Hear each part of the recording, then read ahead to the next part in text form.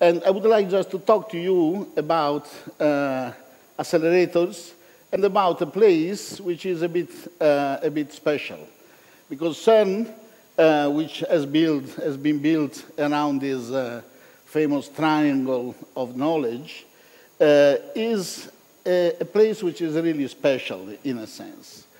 The triangle of knowledge has at the basis the fact that you want just to put as your mission, the central part of your mission, the fact that you would like just to understand more the magic thing which is nature. So how the fundamental laws of nature are, how compact they can become, how many phenomena you can explain, different phenomena with the same set of equation, with the same approach. On the other hand, you are forced, because of your quest for new theories, just to develop a lot of technology, because most of the time, the technology you need just to make the experiment, just to prove your theories or disprove your theories, better say, either are not existing yet, or if they exist, they are too expensive. And this is an immediate, whereas the result of the first part, it will change society, but in an unpredictable way. The second one immediately transferred to the society. For instance, the technology which was used, which was developed for making the magnets of LHC, is now in 95% of the machine on which you make MRI, the resonance, because this superconductor allows a magnet just to work smoothly with very constant fields and without the pain of switching them on and off. This triangle does not stay together unless you are preparing continuously the next generation, you people.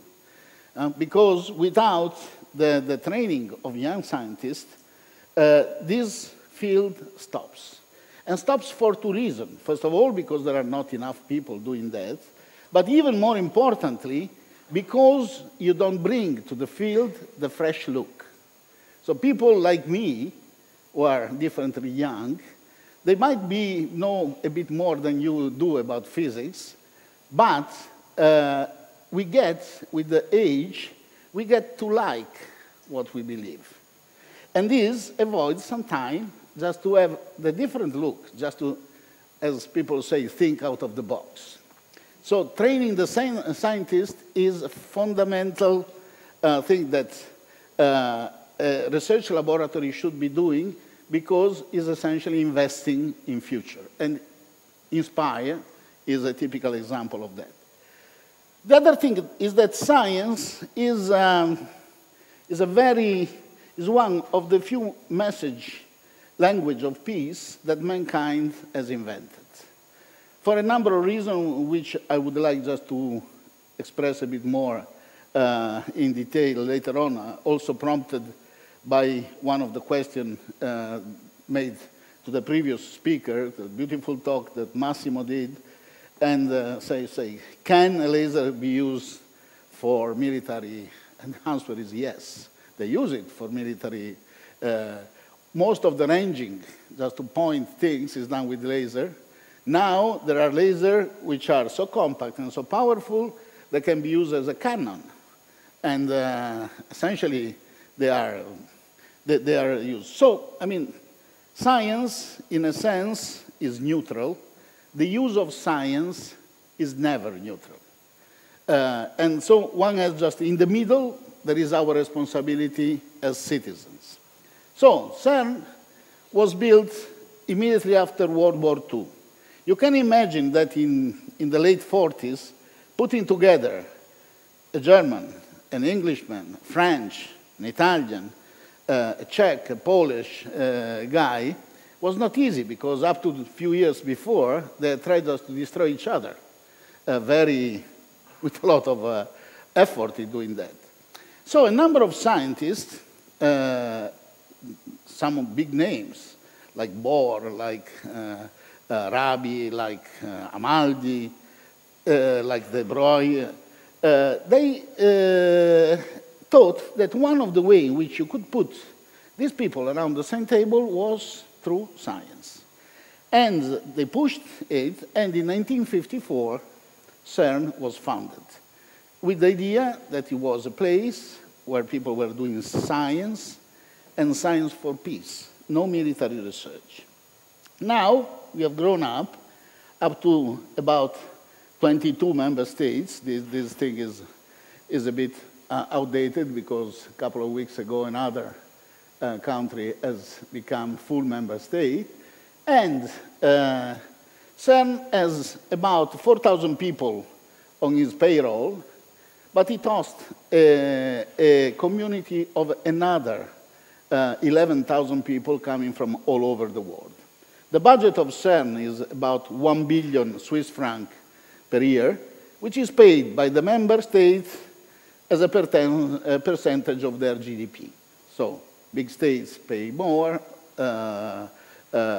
small states pay less. And you can see here that is really a global enterprise. But what is interesting here is the age distribution. It peaks, this plot has two good messages.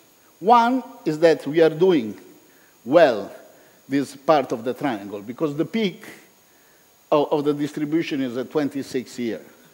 And the second thing, if you look at the tail, which goes all the way down to more than 90, is not complete, there is a 95 year, is that physics makes your life longer. So it's a good thing for less young people.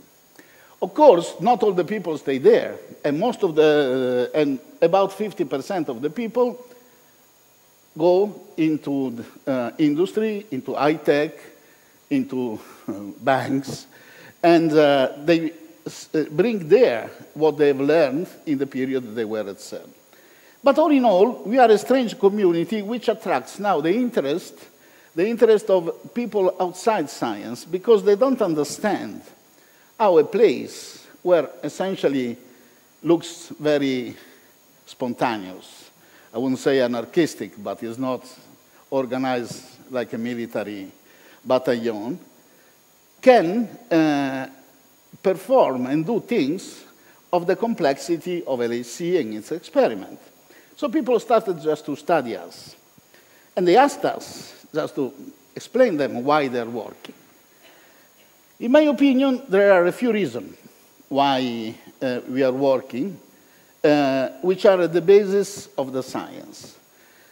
Science is one of the less complicated things from the point of view of organization in the world, because it has a very small number of rules which have been established hundreds of years ago by Galileo. The scientific method is that you have a model, you have an experiment, you have just to synthesize it, and if your theory it cannot resist to the experiment, your theory is not described in nature.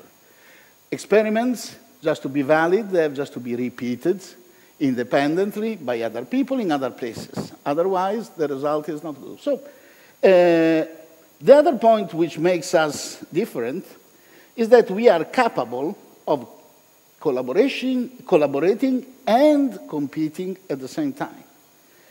We are able just to collaborate because nobody is so stupid to understand that by himself can build an experiment like Atlas or CMS, when there's this big experiment. Competing because nobody likes just to become second. So we are trying just to do a fair competition among us. The other thing is that science is intrinsically not democratic because you cannot decide who is right by vote. If you assemble a number of people in the St. Peter's Square, which I hope that all you will see or have seen, and you ask the Pope to let you go at the window, on top of there where it comes out. And then you tell to the square full of people, do you believe the pressure is a scalar or is a vector? Raise your hand. You cannot decide if pressure is a vector or a scalar based on that. No? So at the end, there must be the right for a single person in that room, in this room or in that square, just to see the pressure is. I don't tell you what it is, because these and these and these and these, and I have these experiments just to prove it. This makes the science work, because the younger guy in a room full of professors with a couple of Nobel Prizes can stand up and tell, listen, I think that you are wrong, and I think I'm right. So, a thing which is intrinsically not democratic, in order to work, has just to be maximally democratic. And that is fantastic. So, in order just to be maximally democratic, you have just to give the right to everybody just to express his opinion. The opinion has just to be judged by peer reviewing, by people who have no interest, no second interest, no hidden agenda on that. And so he becomes independent from political orientation, from religion, from social status, etc. There is another important thing. Science is not the search for the truth with capital T. Science is the continuous search for the next reasonable doubt. All the truth that all the advancement that we do, they are truth with the small t. And this makes it very, very, very important, because religions, for instance, they need by foundation just to have a truth with a capital T. If my truth is different from his truth, because I am Buddhist and he is Muslim, then we are in trouble.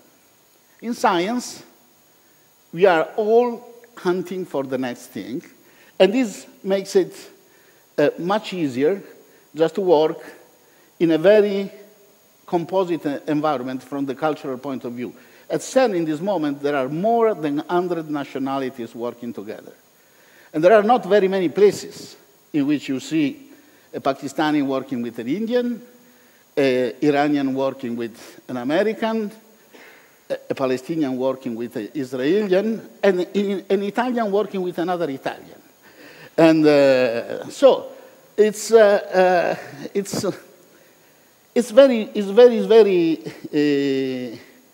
particular type of thing. And it works not based on authority. If you are the director of research of CERN, but you are an idiot, in this environment you are first an idiot and then the director of research of CERN, which you cannot apply, for instance, to the army. If you are a general and you are an idiot, you are first a general and then an idiot. But people say it very quietly. So this creates an environment where being authoritative is more important than to have authority. And you try to just to make things by consensus. And you would like just to see whether in this big orchestra, they are not all equal, but if you see that sometimes that you find somebody who can become a real soloist, then you would like just to give him the right of the way. Finito with this part. What we are doing? We are doing this very simple object. We know experimentally that the universe, the visible universe, was essentially born about 13.8 billion years ago, and it has expanded now to a distance of 10 to the 28 centimeters. So 10 to the 28 per centimeter is a big number, and is essentially, if you want just to remind it, is the square of the American debt in dollars. So let's bring it back the same object on a scale. This is a logarithmic scale. Each tick is a factor of 10. So you start from here, this is all the universe, and you go the way down to a place which is 10 to the minus 32 centimeter, which is a distance that is connected to the fact that there you know that all your theories cannot work because space and time lose their significance in that place. We are in the middle, at the scale of the meters, at the center of these things. So let me put in there your director, so just to give a scale. On this side, we would like just to understand how the universe. You understand that if I show you this, that you would like to understand how the universe is done now, you would like just to be as much as possible here, very close to the Big Bang. Why? Because when the universe was very young, it had less time just to differentiate, small differentiation. So it was showing us its fundamental symmetries in much more simple way. There are two ways in which, but you would need a very good time machine. And we have time machines. One time machine is that looking at distant objects. You do it looking at the more distant you look in the space, and more backward you go in time.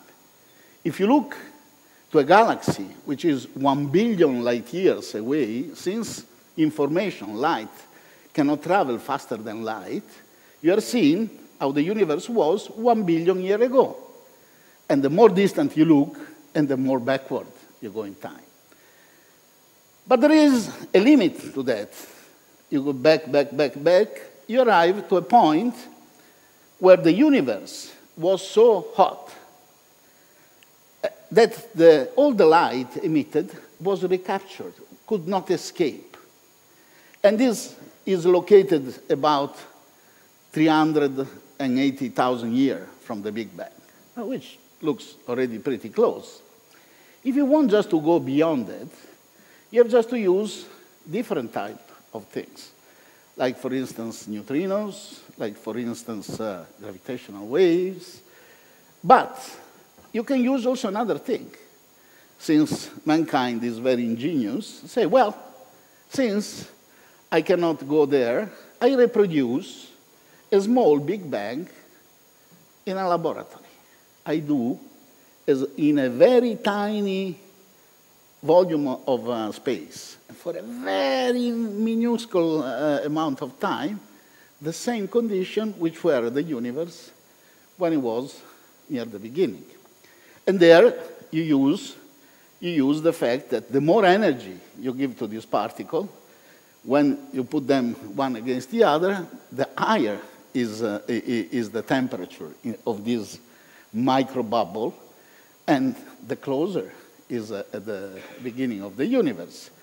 At the same time, you know that particles and waves are the description of the same thing, according to quantum mechanics. So the more energy you give this particle, the shorter the wavelength associated to this particle is. No? You remember the famous equation. So as a matter of fact, you are looking at you are producing at the same time an incredible microscope. And the higher the energy, the shorter the wavelength, the more resolution power you have. So you can look at the constituent. So accelerators are therefore a time machine and a supermicroscope.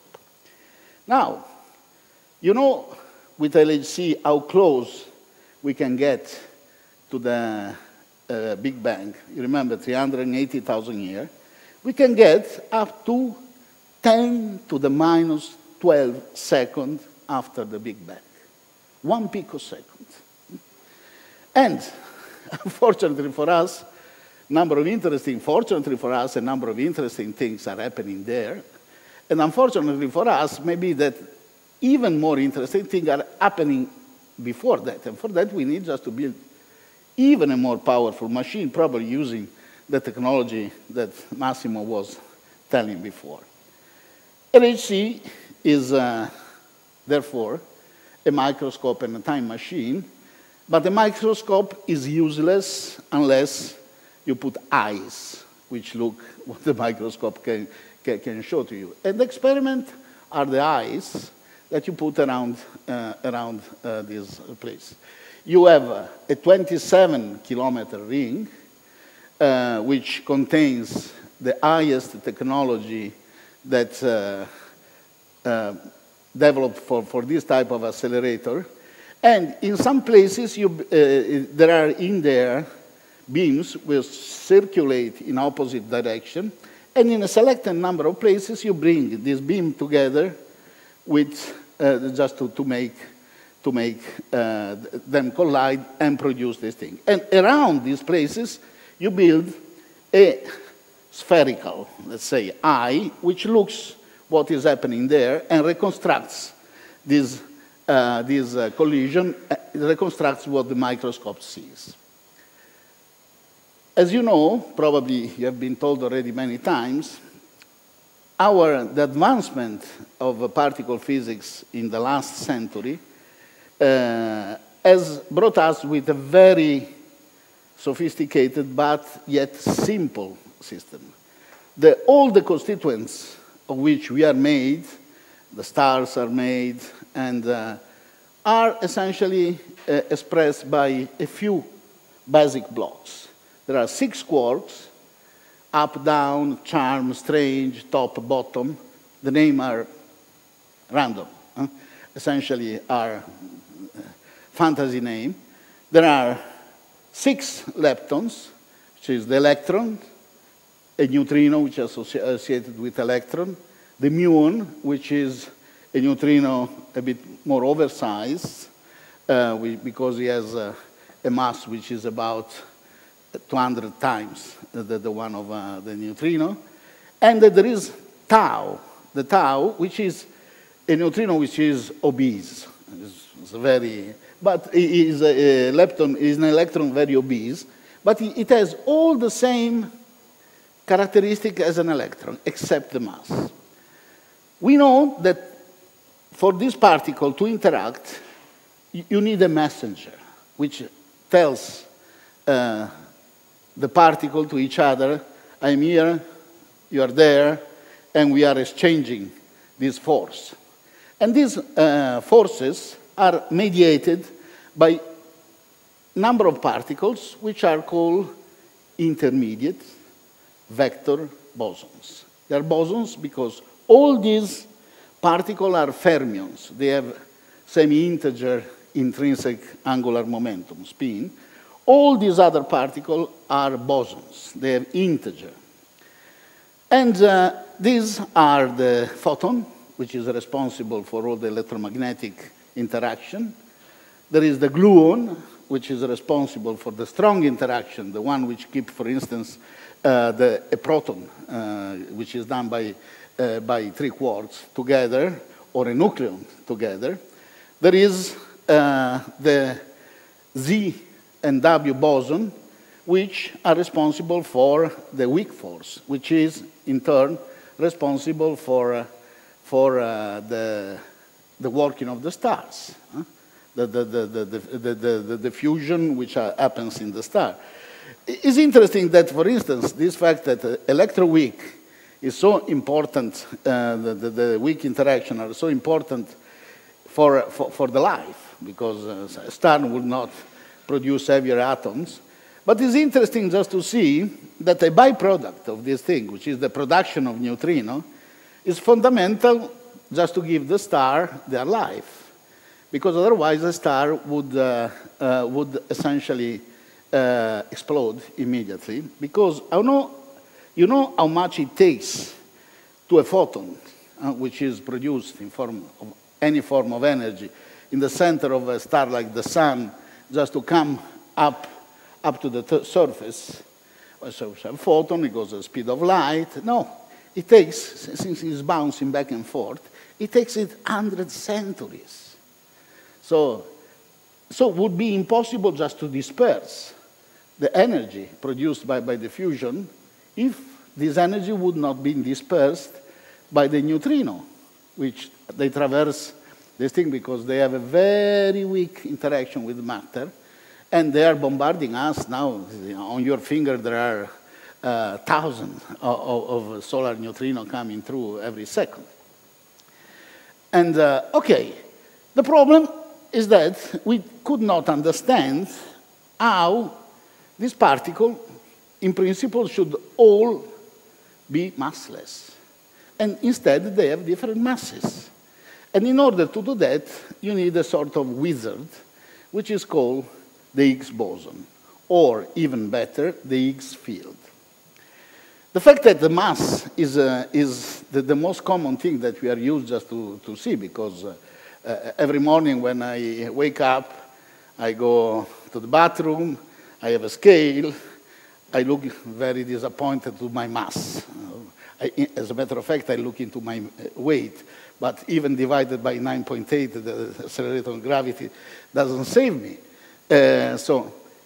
But the mass, the origin of mass, which is a very common thing, is one of the mystery, was one of the mystery up to not very long ago, up to 2012. Because these masses are vastly different. And for instance, if you look at the equation of the electromagnetism and of the weak theory, you see that in principle, you can write a single equation, provided that you succeed just to have an explanation why the messenger of the weak force have a mass, whereas the photon that does not have the mass. Would be a beautiful unification. Our dream, the dream of every physicist, is just to make the theory which we call tau, like the toe of your foot, theory of everything, in which you have a single equation which explains everything. So the mass is not a thing that should have been in the universe since the beginning, because of a number of reasons. So at the beginning, the universe was populated by particles which were all massless. A massless particle goes at the speed of light. If it goes at the speed of light, you'll never be able just to form an atom. And if you are not forming an atom, forget about forming a planet or a star, and forgetting about the life. So at some point, there must have been something which has given mass to the particle. And in the 60s, in 1963, three people formulated a theory which looked very extravagant at that time, 1963, more than 50 years ago. They say, well, suppose that at the beginning, the vacuum. Somebody has talked about you. I'm pretty sure that Catalina could not have resisted talking about the quantum mechanical vacuum. There is nothing more full than the quantum mechanical vacuum, that vacuum in itself, because there is the uncertainty principle. The uncertainty principle says that there are variables like momentum and position, energy and time that cannot be measured at the same time with infinite precision.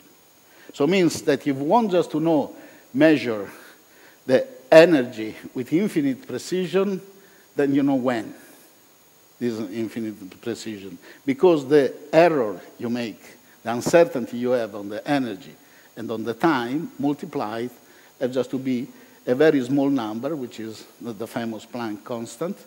But this very small number has big implication, because it means that in the vacuum, if you look at the vacuum at a certain scale, or in a certain, for a very brief amount of time, you see the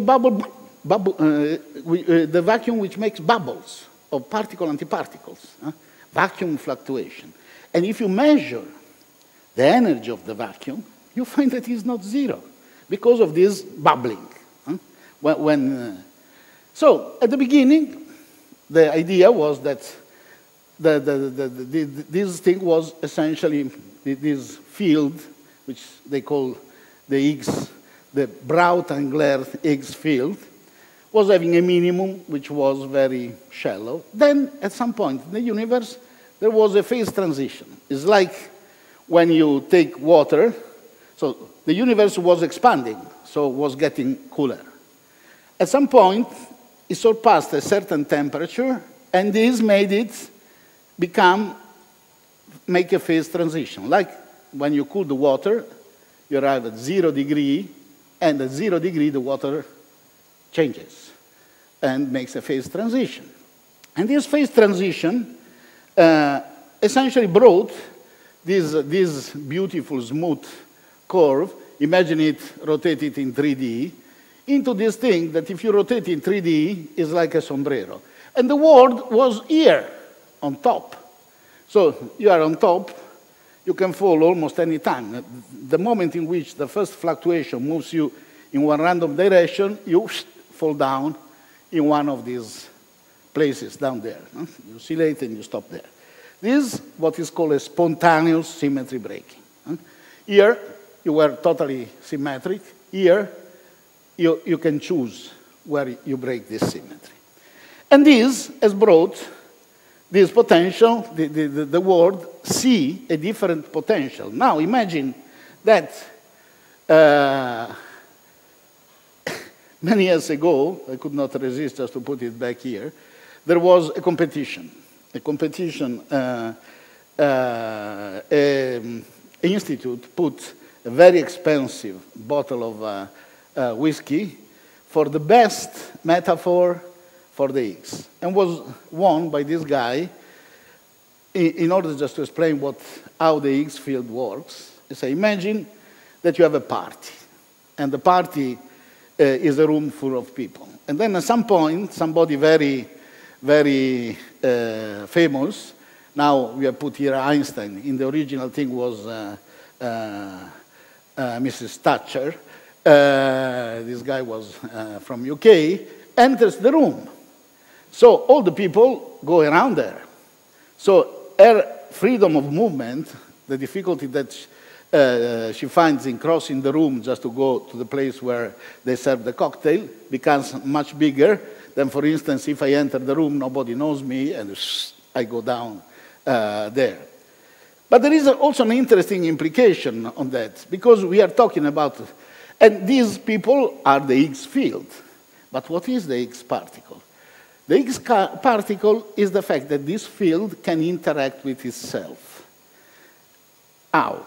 And in this metaphor it was that in order just to have the field interact with himself, is enough that somebody comes in and tells, you know, Mr. So-and-so, who is a very famous one, has just been put in jail because he's a thief. And then everybody goes around and starts talking about it. And that is the particle of Higgs. And I will show you that this, which is a metaphor, is not very distant on what we are looking, because the Higgs mechanism at this point, if it works, it should work this way. It established in the space-time, and then particles who interact a lot with this field acquire a lot of mass. Particles which interact less, they acquire less mass. Particles which don't interact with the Higgs field, like the photon, they keep going at the speed of light. And the Higgs field, in itself, we can produce it because it's there, but we can see how we produce the Higgs particle, because follow me. The Higgs field, we don't need an accelerator just to produce it. because the Higgs field is now here. Is what keeps your electrons, your quarks, have the right mass, because otherwise will be disappearing. The problem is another one, is that it's here, but we don't have ways in which we detect it, because we are used to our electrons and mass. So there is an indirect way. We produce a Higgs boson. If we produce a Higgs boson and we prove that its properties are the right one, then we know that the Higgs field exists. So we have just to produce Higgs boson. How we produce Higgs boson? We make an accelerator like the LHC, and we throw two protons one against the other, and we excite this Higgs boson. The problem is that this happens only once over 10 billion events. On top of that, once we have produced it, it will live for the time it gets excited, then it will decay into something else.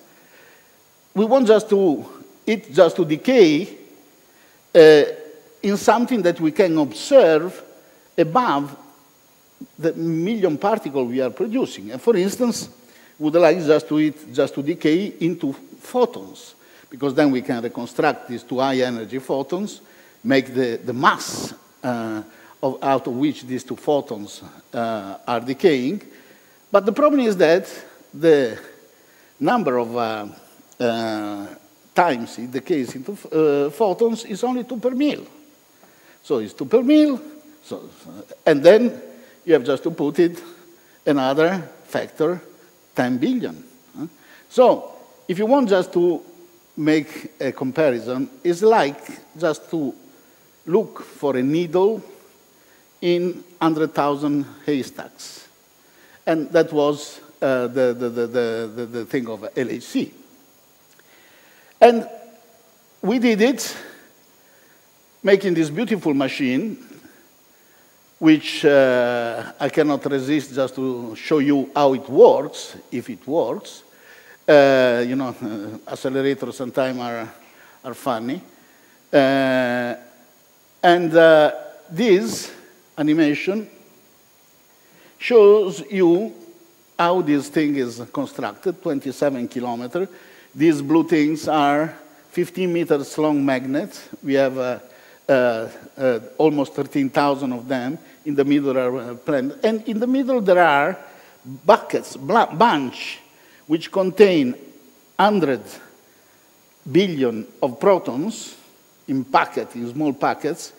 And there are 4,000 of these packets that we throw once against the other. When you do the collision, the eye around it registers what are the trajectories of the particle, and it can tell the energy, the direction, the moment of the particle, the kind of particle in most of the times, and can reconstruct this beautiful topography. Is an artificial eye.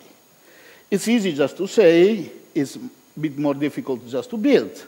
These experiments are done like onions. They are in layers. At the beginning, the interaction happens here. At the beginning, you want just to measure as much as you can of the particle without disturbing them too much. Then you start disturbing them, and then at the end, you would like just to absorb them completely, because there are a few particles that you would like to measure that they are more penetrating. So if you absorb all the rest, for instance, the muons and this, for instance, is one of the two big experiments, which is called CMS, compact muon solenoid. The compact muon solenoids has a weight which is twice the Eiffel Tower. So just to give you the idea of compact that they have. And these are the dimensions. This is a 5-story building. This is Atlas. And this is CMS, which is smaller but more full of iron. And this is the construction of Atlas, 100 meters underground, like building a ship in a bottle, because you have just to put down magnets which are 28 meters long and assemble them in this beautiful shape, put them all together, and at the end, put inside all the rest of the building. What are these experiments? These experiments are essentially sophisticated digital camera. They have about 100 million channels each, and they more or less, let's say 100 million channel, 100 megapixel camera you can almost buy. The problem of this experiment is that they can take 40 million pictures a second. And in that second, they can look at all the 40 million pictures and select the couple of thousand of interest. So this is what makes this machine unique. And despite the fact that they throw away most of the pictures because they are not interesting, they produce 30 petabytes of raw data every year, each one of them. 30 petabytes, if you put it in DVDs or Blu-rays, you'll make in 1 year a pile of the DVD which is much higher than the Mont Blanc. So you have just to get smarter also because I'm pretty sure, knowing my colleague physicists, that everybody would like just to have this one. And so so we have put together, you for sure know that CERN is the place where the web was invented in 1989. And in 1989, this guy came in, this guy, his name is Tim Berners-Lee, and went to his supervisor, again, is another example of thinking out of the box, and say, well, I have an idea how just to improve the communication within our international collaboration. And his boss was smart enough just to say, well, looks a bit confused, but promising, go ahead. And the guy did it, and today, when you're writing http:// or you're using the Universe Resource Locator URL, you are using exactly what Tim has done in 1989. The nice thing is that CERN has never patented it. That's why it was very successful. But the other nice thing is that CERN has kept the intellectual property of it. So nobody can let you pay for writing http://. So you see, science is neutral. The use of science must have a vision behind it. So we made an extension of the web in which essentially we produced a grid of computers, like having a single big, enormous machine working across the world. If you go to Google Maps and you write in WLCG, World LSC Computing Grid, the monitor is free for everybody, and you'll be impressed. Because you'll see that there are, in any moment of the day or the night, about 500,000 computers working together, transmitting things which, like everybody in the world with a cellular phone, is making 3 calls at the same time.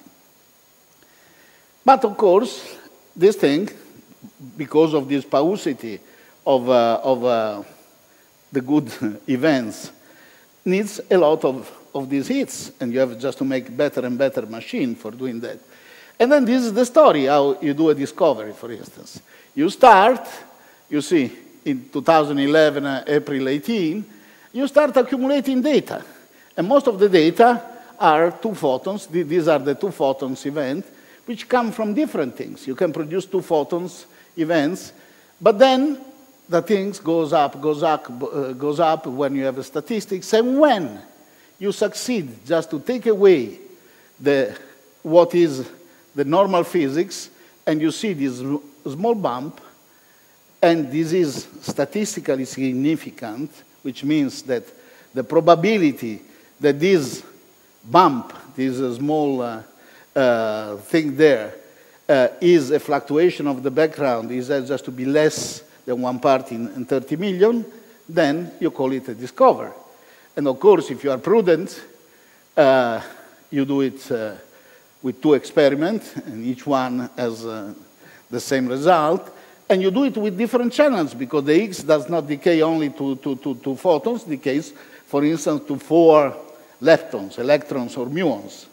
And then you do the same game at the same time, because you are acquiring all the interesting data at the same time, and you see the time goes on here, and then it comes up. You see, here at the beginning, you think that here there is something, but here is where it's significant, because this is the error, so the probability that this is fluctuating outside this background is much smaller than this one, which is only 1 sigma away. Now, then you have a particle. Having a particle does mean that you have still already a Higgs boson. You say, well, it goes to 2 photons, so it has just to be a boson. It could be quantum number, it could have 0 or 2. And you have just to make sure that you tell, because the Higgs boson, the only thing we did not know was the mass. For the rest, we knew that it was a scalar, so it has intrinsic angular momentum 0. We knew that it had just to be coupled only to the mass proportional to the mass of the particle. So the next important thing is just like to go and see how many times it decays into W's, into Z, into top quark, in big quark, in muons, in electrons. And if they all stay the coupling on a straight line, then this is a Higgs boson. And then it's very important because, for the reason I told you before, it's the fact that the Higgs boson exists tells that the field exists. And we know we have now a good explanation how particles get their mass. And with that, the standard model is complete. Even more, there is an interesting thing. Besides the fact that the empty space is not empty because the Higgs field is here, the Higgs field, the density of the Higgs field, the strength of the Higgs field is the same, is constant, because we don't have any proof that the mass of electron has changed in the last century, in the last millennium, in the last... But the universe is expanding. So the global energy of this field, which adds to the universe, is more than 0. And this could be a part of one of the other big puzzles of nowadays, which is connected to the dark energy. Just to make a long story short, the 2 people who are still living got the Nobel Prize. CERN got also a beautiful citation, say we would never, this, when you translate it from the I saying, the phrasing of the Nobel committee says, we would have never given Higgs and Engler a Nobel Prize unless you had discovered the Higgs particle. But since the Nobel Prize can be given only to individuals and not they didn't do it. Okay, so now we are done. Standard model is complete. So the famous keystone has been found. Are we happy? Not at all, because for the reason I was telling you before, we have discovered truth with a small t, because we know for other observation that this standard model essentially is not enough to explain a number of things that we observe already today. And so if we put together the particle physics and the cosmology, this is not resulting in describing all the universe. And there are good reasons for that, because there is a form of matter which does not emit light, does not absorb light, and for some unknown reason we call it dark matter. It should be called transparent matter, if any. It interacts with us only through gravitation. And we can see it very well through phenomena that we are observing with the telescope, because you can see the speed of rotation of the stars in a spiral galaxy. You can measure it because through the Doppler effect of the emitted light of the star, you can measure object, and you see that in some places of the universe where there is nothing, there is behind, there is in the middle something which distorts the image of the object which is even far away, like if there is a lens. A lens, you know that mass causes gravitational lensing, means that there is a form of mass. And moreover, lately we have discovered that the universe not only is expanding, but it's accelerating its expansion, like there is a form of energy which is a sort of negative pressure which pushes things around. When we put things together, is interesting because essentially all the matter of which we are done, the stars are done, all the things that we see in the universe, the light, the neutrinos, things like that, are 5% of what is there.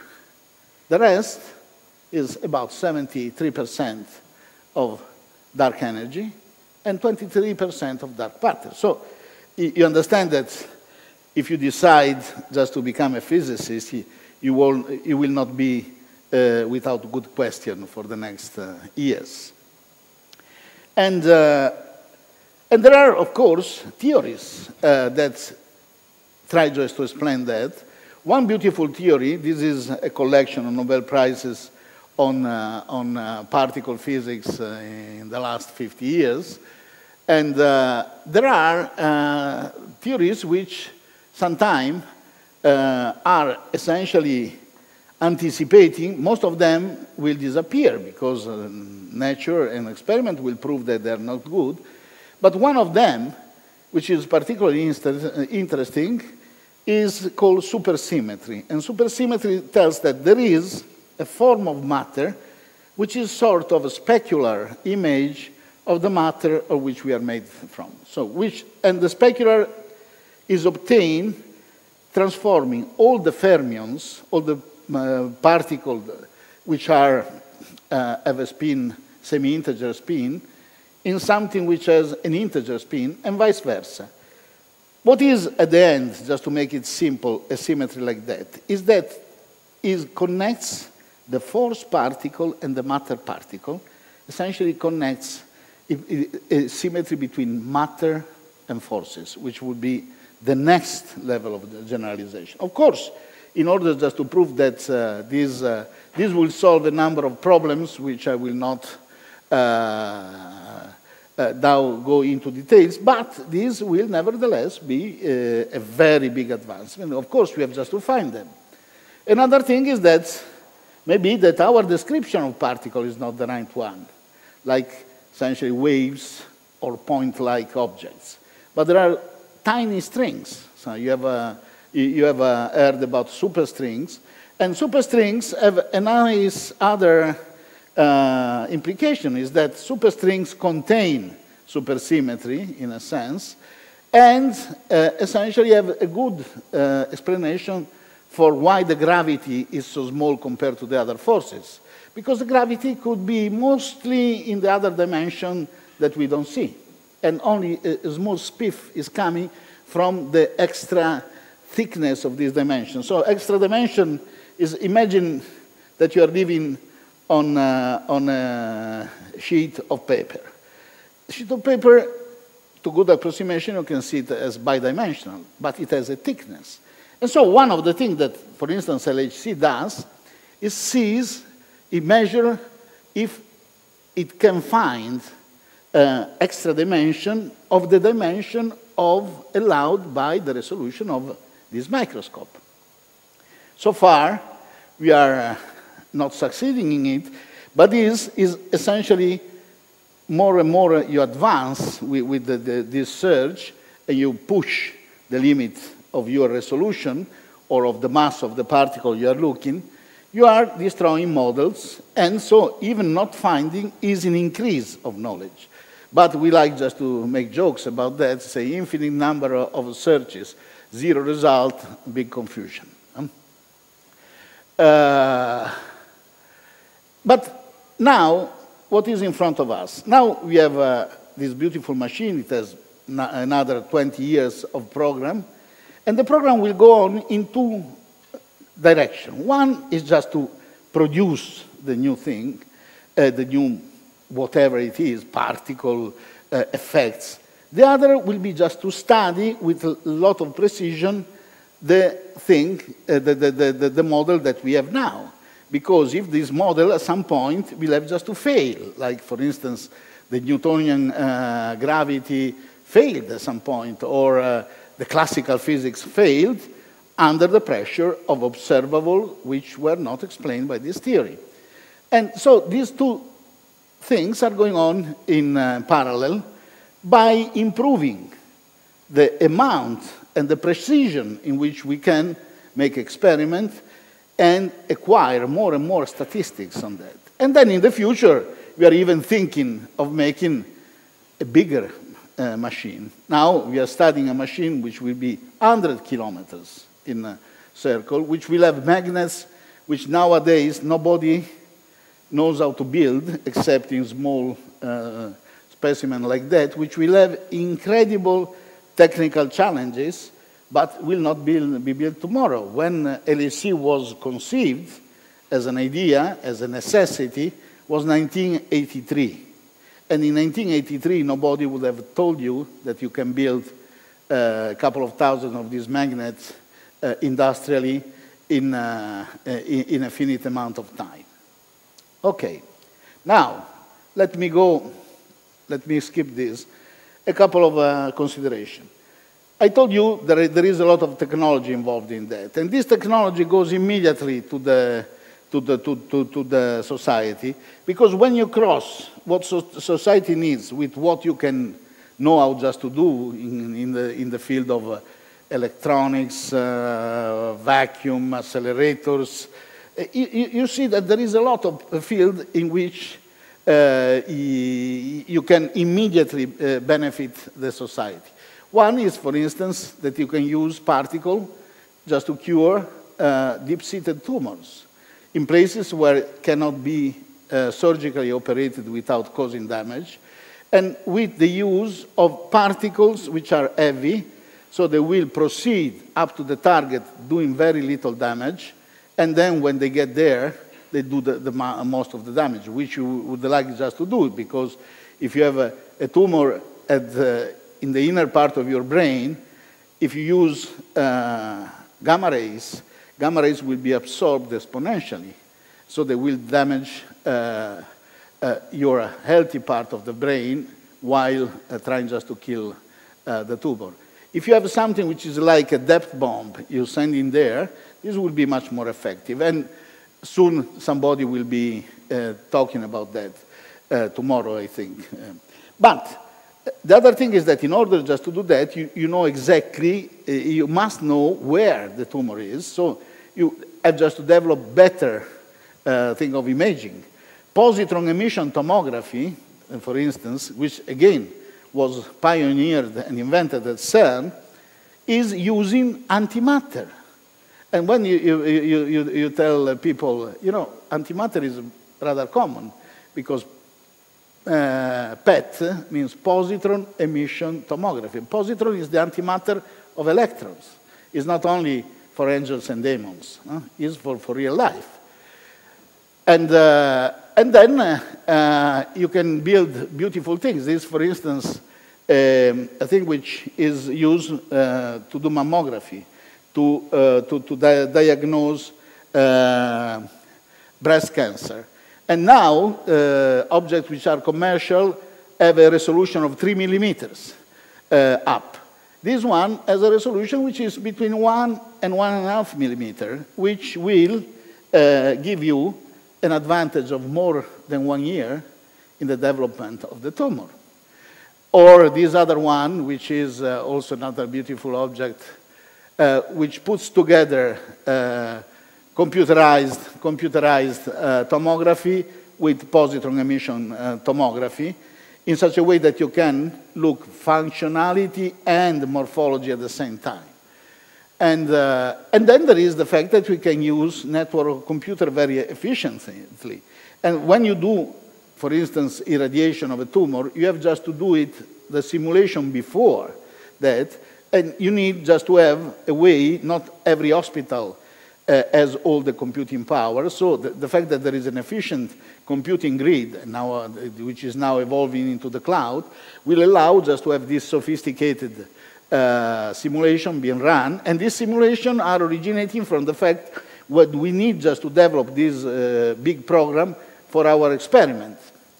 Or just to use artificial intelligence, connecting different hospitals just to make things. So, just to conclude, and I am almost 5 minutes late, I would say that we have a very exciting period. I'm very envious about your age, because in the next year, you are very likely, you'll be so fortunate just to see a major scientific revolution.